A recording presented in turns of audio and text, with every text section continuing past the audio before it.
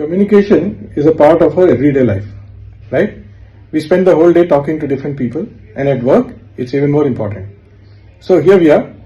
I'm going to talk a few things about effective communication. Okay?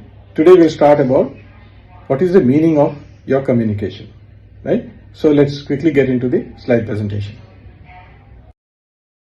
So today I'll be talking about communication, and we'll be doing a few series on these. So I'll be borrowing heavily from the concepts in neuro-linguistic programming, which I'm sure many corporate executives are quite familiar with. So let's dive into it. So first of all, the first principle in NLP is what is the meaning of any communication, and that is the response you get. So if the response isn't what you wanted, it means your message didn't land. So real communication is measured by the impact, not just your words. Okay. So what does this mean? That the communication, the meaning of your communication is the response you get. It means that you can't say, I communicated, if the other person didn't understand. Communication only exists when there is shared understanding. So that means you take responsibility for the end result of your communication. You can't blame the listener for not getting it. It's up to you to adjust, clarify, and make sure they do. Now, communication, we know this from studies done in the 60s, that communication is 93% nonverbal. People often decide how they feel about you before you even finish a sentence. Your presence speaks louder than your vocabulary. Only 7% is actually conveyed by the actual words, right? So, your body language, posture, gestures, tone of voice, facial expression, eye contact, all these also convey a message. They can strengthen your message or completely contradict it. People usually trust these signals more than the actual words.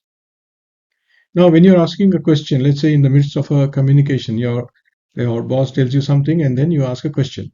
Your question also conveys something, an attitude, your intent, other things. So even the way you frame a question reveals your mindset. Questions are never neutral. They always carry some hidden meaning.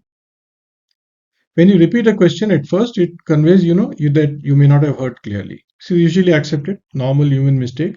It still keeps the conversation on safe grounds.